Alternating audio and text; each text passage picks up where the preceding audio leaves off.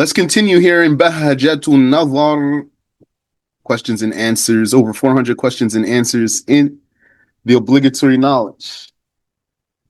That is based on the summary of obligatory knowledge. We have reached question 51. The author says, speak about the belief in the angels. So my answer to this question is that we must believe in the angels. That means we have to believe that they exist and that they are creatures made from light. And that doesn't mean that they are light, but just means that that's the material from which they were created. They are neither males nor females, and they have wings. Some of them have 2 wings, some of them have 600 wings, and they have tasks. They are noble, honorable creations to Allah Tabaraka wa Ta'ala. So that's my answer for that off the top of my head. Let's see what's written here. The answerer says, one must have the belief in Allah's angels, i.e., that they exist. Yes. And they are honorable slaves of Allah. Yes. They are neither male nor female. Yes. They do not eat, drink, sleep, or reproduce. Yes, that's important. I missed that. They do not disobey Allah, and that is very important. I missed that one there. They do not disobey Allah's orders and always do what they are ordered. Now, if you want here, you can say a different word like commanded. Yani, it's a standard in what's considered academically good English or good writing, if you want, or even good speaking, to switch the words. So instead of saying they do not disobey Allah's orders and always do what they are ordered, something like they do not disobey Allah's orders and always do as they are commanded, or they do not disobey Allah's commands and they always do as they are ordered, or something like that. Allah Ta'ala said in Surah At-Tahrim, verse 6, عليها ملائكة غلاظ شداد لا يعصون الله ما أمرهم ويفعلون ما يؤمرون.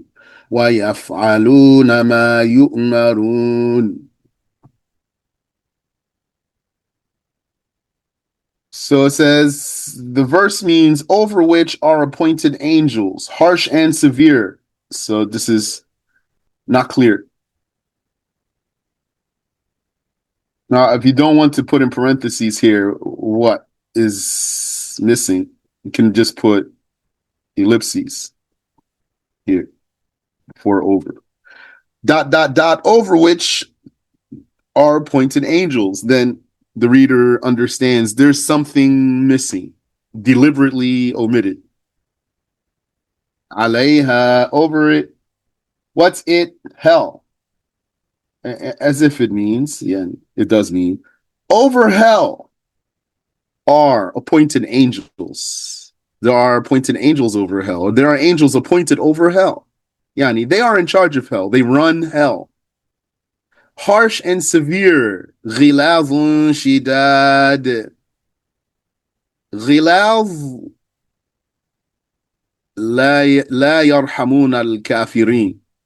Merciless. Ghilaz here, which translated as harsh, yes, means merciless to the kuffar. Shidad, severe, yani aqwiya, powerful.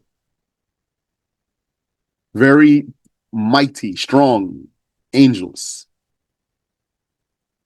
لا يعصون الله ما أمرهم. They do not disobey Allah in what He commands them.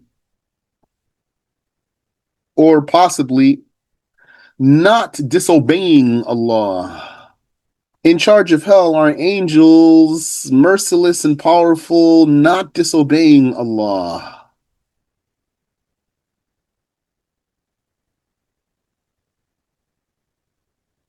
In what He commanded them, وَيَفْعَلُونَ مَا يُؤْمَرُونَ, and they do what they are commanded, or as they are commanded. So that's evidence that the angels do not sin, ever. And someone might say, but this is about the angels of hell. So how do we know that this is broad for all angels?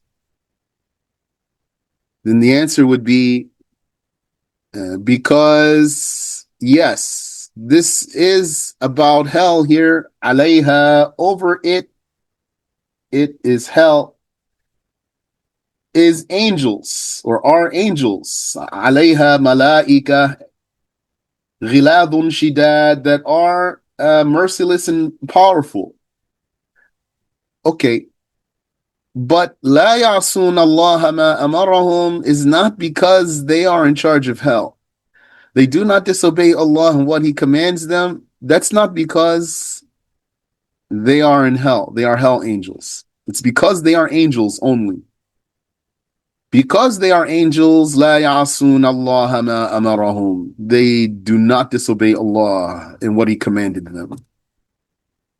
Now, just to point out to you, amarahum is a past tense. So if you wanted to translate it that way, then it would be commanded.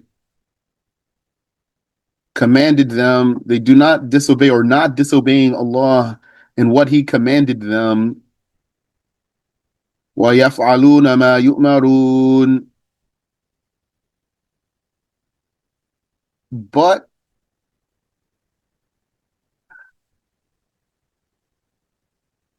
they do what they are commanded. Okay, no, that's it. I was going to say something else, but it's okay. Wait. The answer continues. The one who says that angels are females is judged with blasphemy. Okay, that's true. And that's not irrelevant. Allah Ta'ala said in Surah Al-Najm, verse 27, إن الذين لا يؤمنون بالآخرة لا يسمون الملائكة تسمية الأنثى. The verse means it is those who disbelieve in the hereafter who name the angels with the names of females. Okay. It says the angels may take the image of men, but without having the male genitalia. Correct? Means they just look like men from the outside if they took that form. Yani, the angels are shape-shifting creations.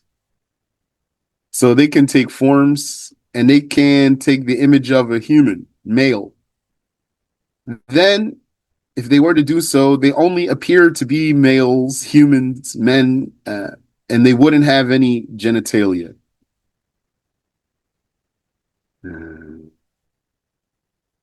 And how well do they look like men? How perfectly, how good, I mean, how close is their uh, replication of human form? Yani, even a prophet wouldn't know that that's an angel if the angel doesn't tell him. He would think it's a human. Like in the stories of Abraham and Lot. Yani, that's two different parts of one story. All right. And what's not here? That they have tasks. And then that would pretty much cover what you need to know about the angels.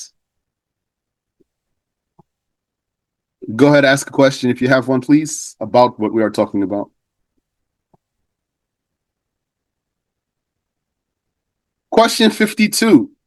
Speak about the belief in the messengers of Allah. Hmm. My answer would be So, assuming this was posed to me in English, speak about the belief in the messengers of Allah. I would say in response, if you mean by messengers those who received laws and those who did not receive laws, then those are the prophets. Prophets, some of them are messengers and some of them are not. But you might say for either one of those two groups, rusul, messengers, or sent ones, those are the prophets. A prophet is a male human who receives revelation from Allah and conveys that revelation. He would have necessary qualities that enable him to fulfill his task, such as performing miracles and impeccability.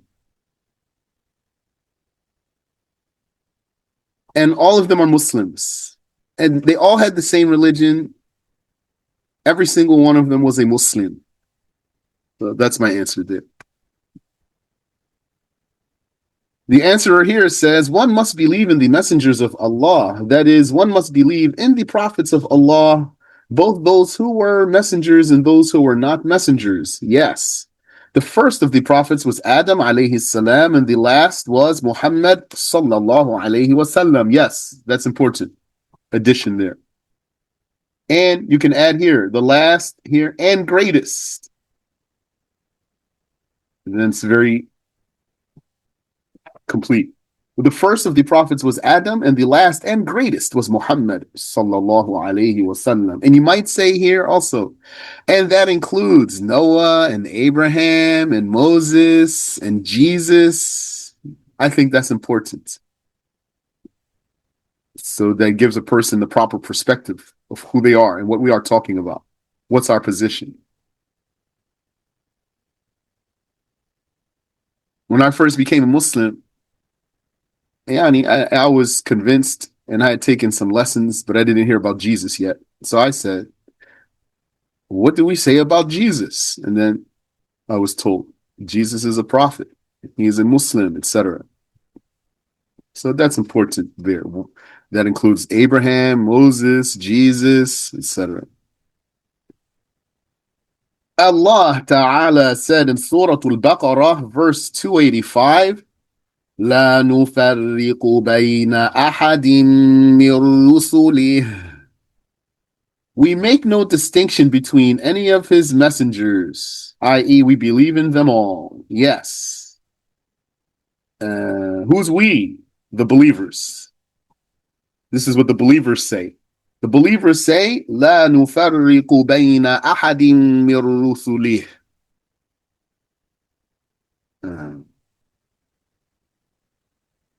Where does it say they say?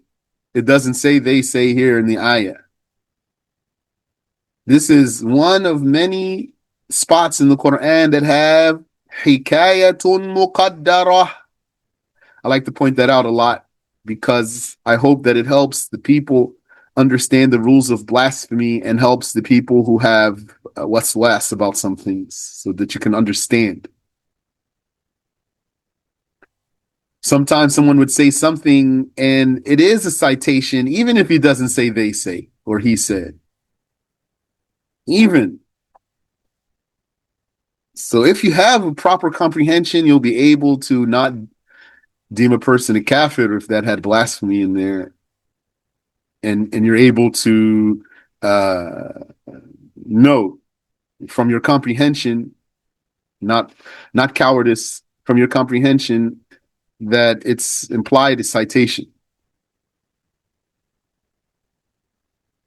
So as if it says, قَالُوا لَا نُفَرِّقُ بَيْنَ أَحَدٍ مِّن رُّسُلِهِ. They said, or they say, يَقُولُونَ.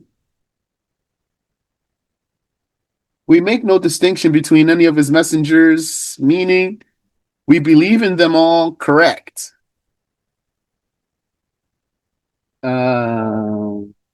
This clarification is important.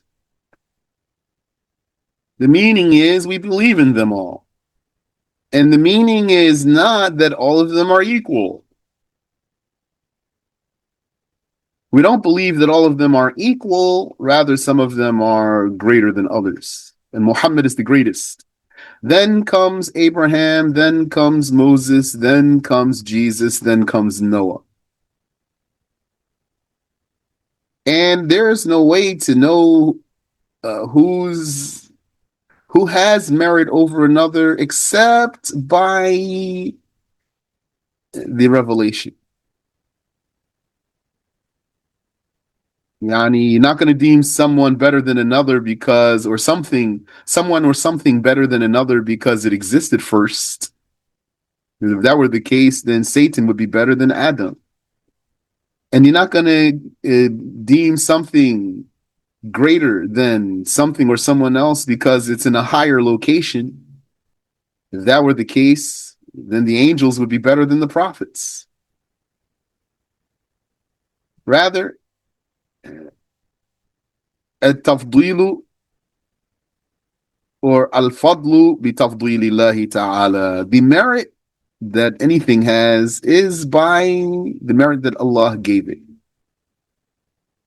Though there is a general standard, which is that inna akramakum indallahi atqakum. Indeed, the noblest amongst you are to Allah. The noblest amongst you to Allah are those who are most God-fearing. If you have a question there, go ahead and ask, please. Someone sent me a question here. If I don't answer it at the end, remind me. So I'll come back to it for you, inshallah. Question 53. You're welcome. What is the difference between the prophet who is not a messenger and the prophet who is a messenger? My answer is a prophet, in the first place, is a man who receives revelation from Allah. Now, if he receives a law,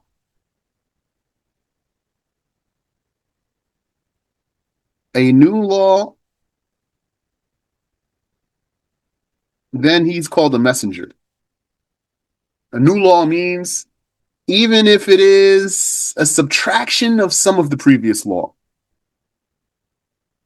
New law means could be that the next messenger comes with a new law in addition to what was in the previous law, and it's possible that he comes with the abrogation of a law that was in the previous law, the abolishing of a law that was in the previous messenger's law. Either one of those is enough to make it what I'm calling a new law. Shari'atun jadida. Has an additional rule that wasn't in the previous law, or abolishes even a single rule that was in the previous law, then he's a messenger, the one who came with this. And the one who did not receive a law, and instead he upholds the law of the messenger before him, then he's a prophet who's not a messenger. Can I spell that? What did I say? Oh, Sharia. Sharia Jadida. Sharia Jadida. New law. Okay, that's my answer. Let's see here. Answer 53. A prophet who is not a messenger does not come with new law. Yes. And what did I do in my answer, if you noticed? In my answer, well, look at the question. What's the difference between the prophet who is not a messenger, that's who's mentioned first in the question, the one who's not a messenger, and the prophet who is a messenger is mentioned second in the question? So my answer started with clarifying who's this one, number two. And I said, if the prophet is not this kind, number two, then he's number one. This answer here follows the order of what's presented in the question itself. A prophet who is not a messenger, number one, does not come with new law. Shut up. He teaches that which came before him. Okay, that's correct. That's fine. But I use the word uphold. He upholds, I think it's a better word. Broader than teach.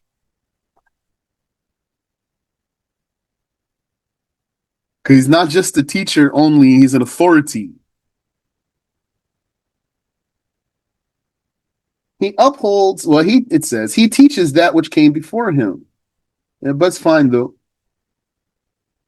Instead, Allah revealed to him to follow the set of Islamic laws of the messenger before him. So that looks like saying the same thing twice. And therefore, the word instead, you don't need it here. If you want, just put a semicolon here. He teaches that which came before him.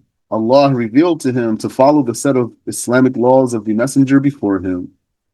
And then here, since he already said before him, use a different word.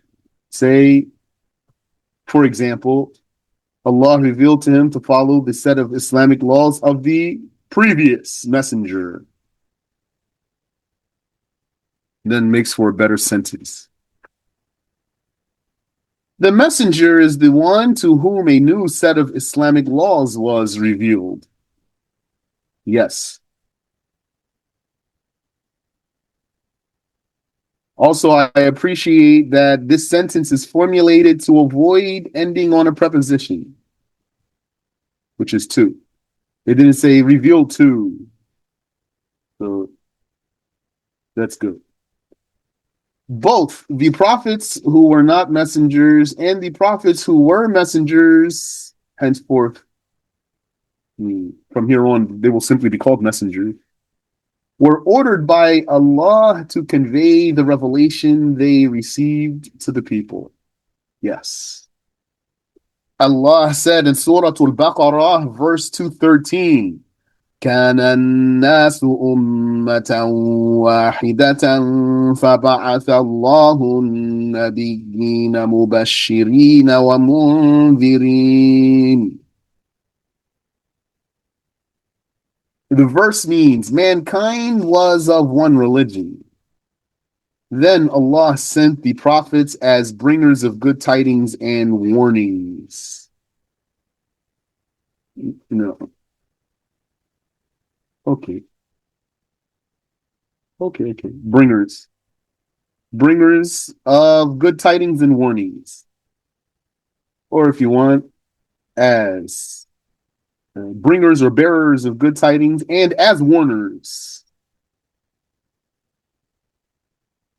Mankind was of one religion. كان الناس أمة واحدة ummah. Well, one ummah. Here, ummah means religion. That's one of the meanings of the word ummah. But I wouldn't be surprised if there's a translation out there that says all the people were one community or all the people were one nation. But if you say it that way, it doesn't clearly mean the same religion. Here means they had the same religion. Okay. Yeah, that's a fine answer. And here you don't have to go into the different sayings about how to define a messenger. This is enough. Go ahead and ask if you want to. Question 54. Speak about believing in the revealed holy books. Okay, my answer for that is to say Allah revealed books to some of his prophets. Those books, although they are revealed in human languages like Arabic and Hebrew and Aramaic, they refer to a speech that's not created. They are a reference for a speech that's not created. They tell us, in other words, they tell us what God says. And God's speech is not created. So when we say they tell us what God says, it doesn't mean that God said them in a human language, because God is not a human, and his language is not, and his speech is not like a language. It's not a language. But we are creations, and we have language. So Allah Ta'ala, to benefit us, he revealed information in created language that informs us of what he says.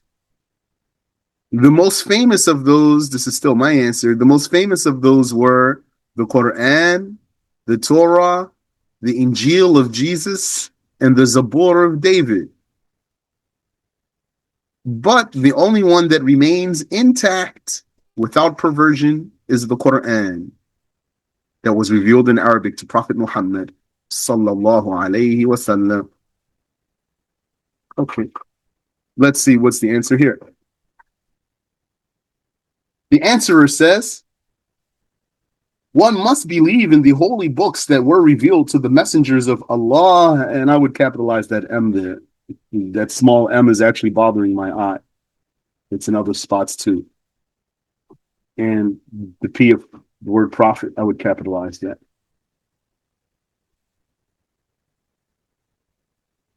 One must believe in the holy books that were revealed to the messengers of Allah, meaning some of them. I usually would say some of them, so not to give someone the wrong impression, but you don't have to say some of them. But it does, if you don't say some of them, it does mean that though. Yani, it will be then a broad statement that accepts exclusion, which are numerous. Those books are numerous. The most well-known ones are the Quran, the Torah, the Injil, and Az-Zabur.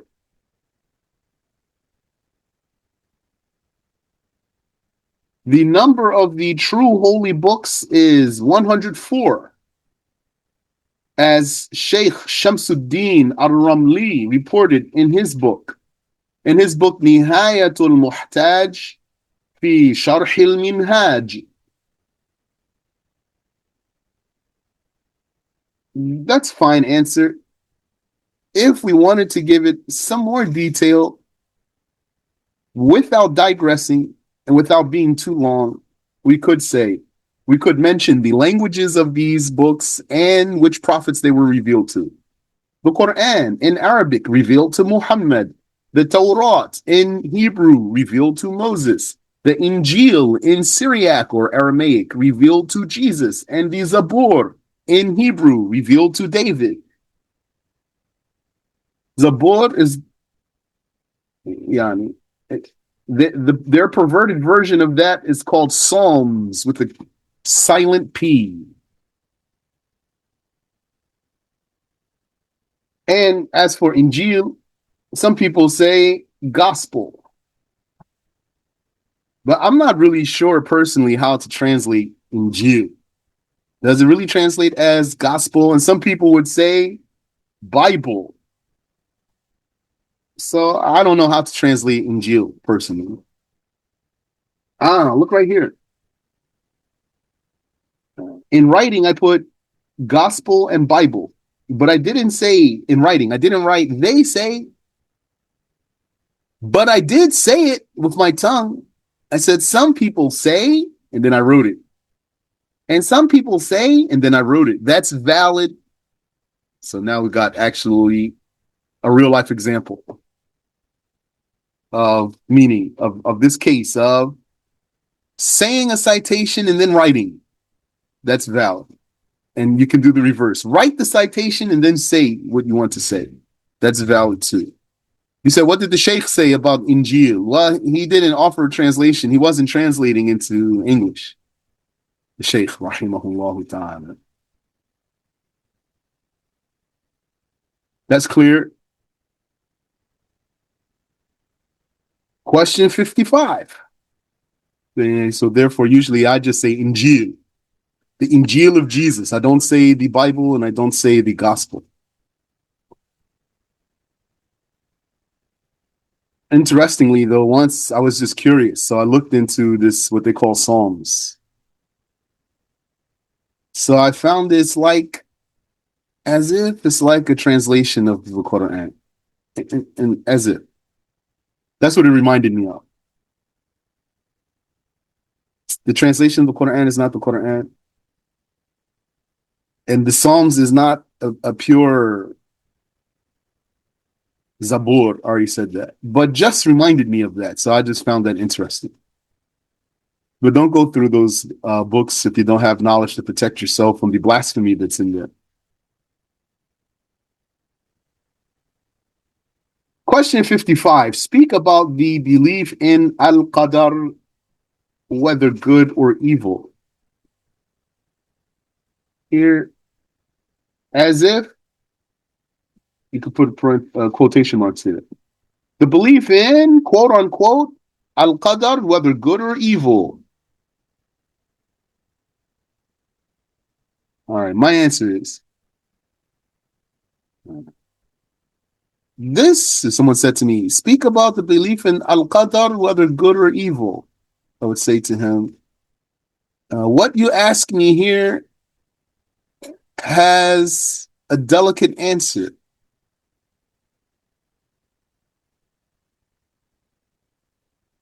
I want to answer this question according to how you worded your own question. Yani. Why I'm saying that? Because the question adds whether good or evil. So for me, this makes the answer dynamic. Dynamic means wide ranging, not just like one line, rather wavy line. Dynamic.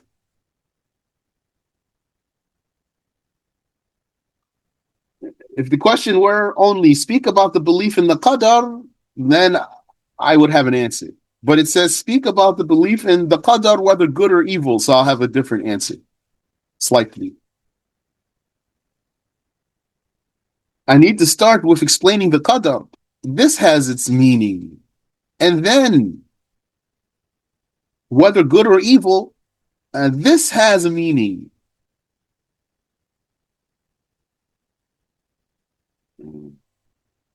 So, unless I want to leave out some actually relevant information, then the answer is a dynamic answer. How I would answer this question? What's the dynamic answer then, according to me? So, Bismillah, I would say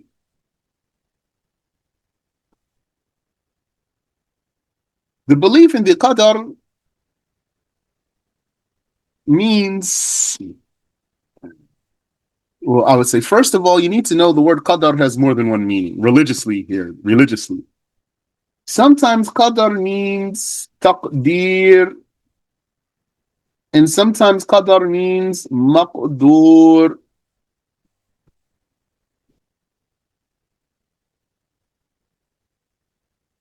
Taqdeer, what is that? Taqdeer is destiny. And maqdur means destined.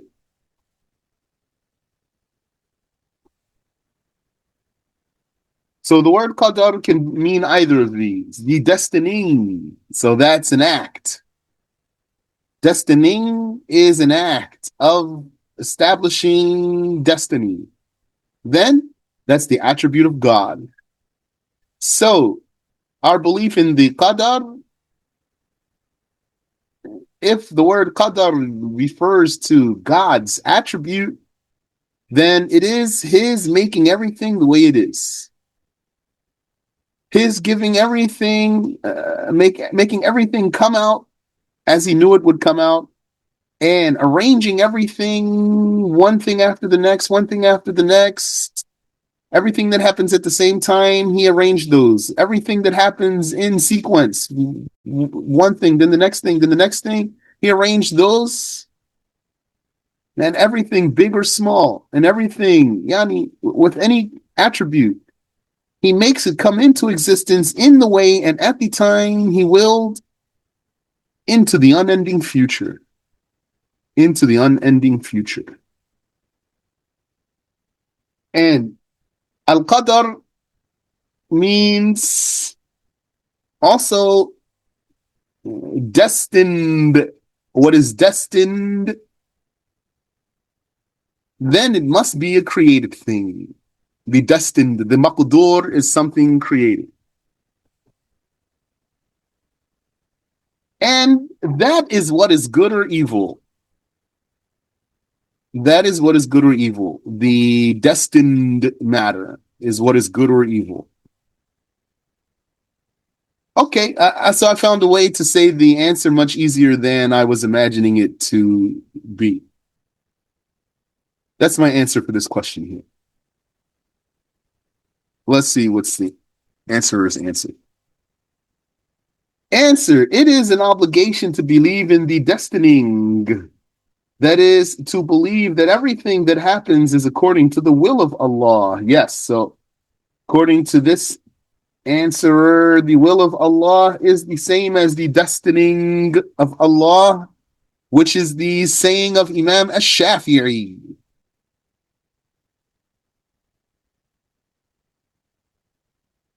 Once Sheikh Samir was giving us a lesson about qadar. Everything he said sounded like he was talking about the will of Allah. So I didn't understand why it has its own chapter.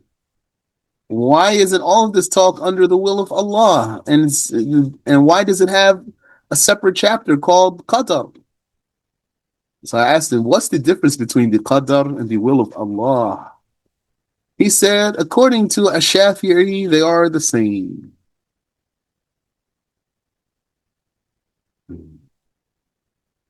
So it's not the same according to others? Well, not by the implications of their definitions, how they are wording their definitions, because they're going to say, the will of Allah is, and then it will give it a definition, a meticulously worded definition, very deliberately worded definition. And then they would say, and the qadr of Allah is, and then they would give it a definition also. Not the same words though. And then when you look at those definitions, you're going to see they're not the same words. But then you might ask, is this the same meaning? Doesn't this mean this? Or they mean something else? So each definition is going to have its own implications. So some of them, they didn't just say the qadar is the will of Allah. Rather, they defined qadar, and the words that they use to define the qadar is not the same words they use to define the irada, the will of Allah. And so if you pull apart the definition of the will of Allah, you will understand something. And if you pull apart their definition for the qadar of Allah, you will understand something. And perhaps at the end of the day, it's still the same thing. But, yeah, I mean, they don't say it's the same thing. They don't say it's the same thing. They say the will of Allah is this and the qadar is this. But Shafi'i, he is saying the qadar is the will of Allah. Okay. Whether the destined is good or evil, correct.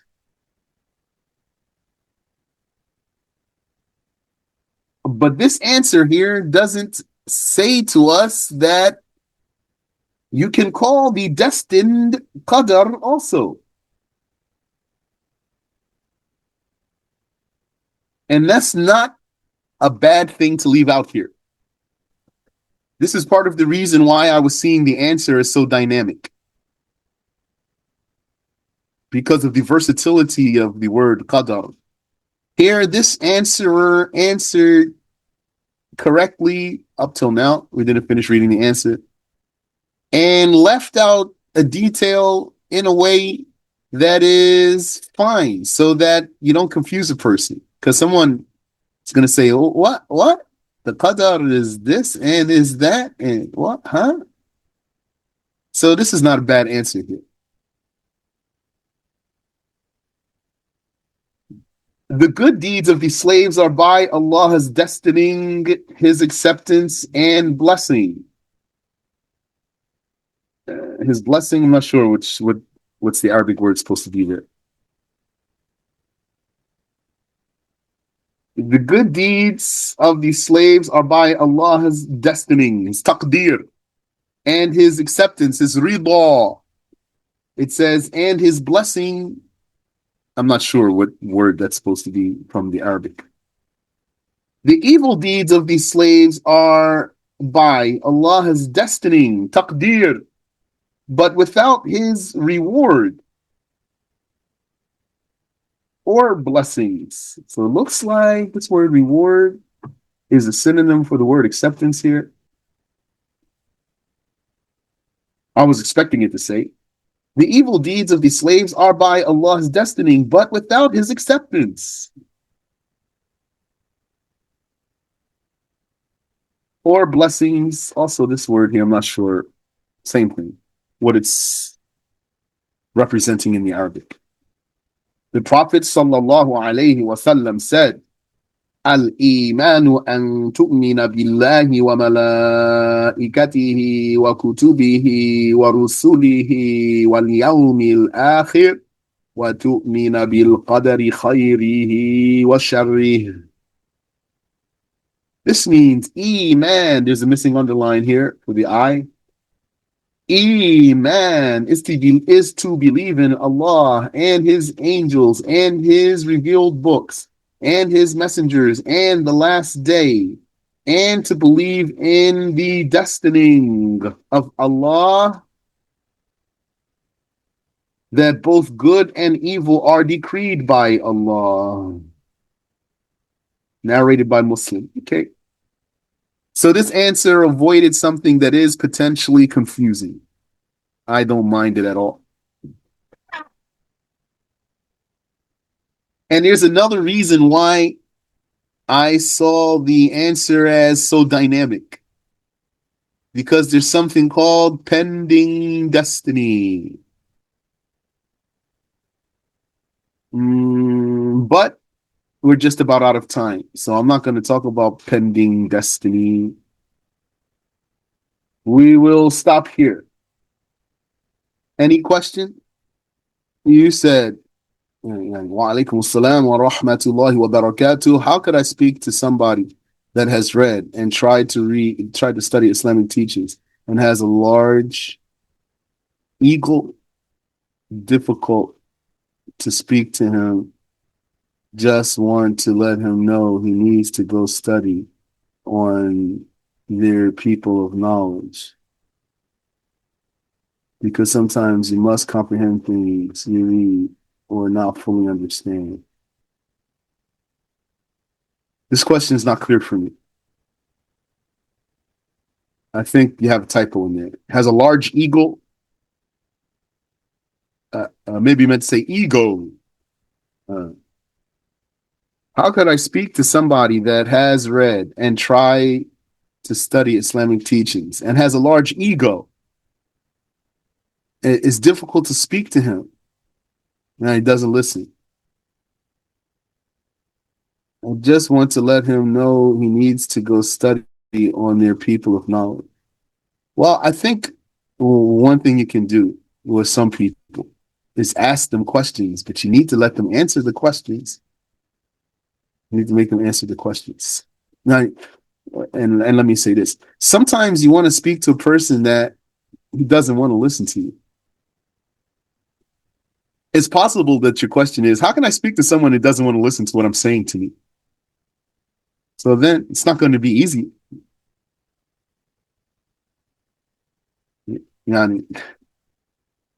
Some people, they don't mind beating dead horses. They don't mind talking to brick walls. If this is the meaning of your question, how can I speak to someone who doesn't want to listen? Then, okay, you don't mean that. Okay. So how can I speak to someone that has a big ego? Yeah, I think a way is to ask a person questions, but you need to make them answer them. You say to him, for example, don't you know that the Prophet, or you say, do you want to understand the religion the way the companions of the Prophet understood it? Yeah, because you might say to him, you want to understand the religion the way the Prophet and his companions understood it. Now that's a statement, but you want him to listen to you. So ask him and make an answer, bro. Do you want to understand the religion the way the Prophet and his companions understood? Right? Then you're going to see. So if he says, I have my own mind, then I don't know what you're going to do there. If he says yes, then you go from there. You're welcome. Here's a question from earlier. If one gets a ruling, for example, that stuffed animals are not permissible, they are mujassam, yani, figures, and they say dolls have more characteristic than the stuffed animals in question, why is one allowed and not the other? Okay, so that's what someone asks. When they said this statement, they said they believe in their heart that the ruling was correct. Okay, so just asking the question. So the question is, and they wanted to know what the qualifications were, not to doubt the religion. Is this apparent blasphemy or explicit blasphemy? So the question supposes that is blasphemy. Why is blasphemy? If it were blasphemy, it's going to be apparent or explicit. Why is blasphemy? He's just asking a question. And he clarified for you, said, nah, just want to understand. Where's the blasphemy? You can follow up if you want to. You're welcome.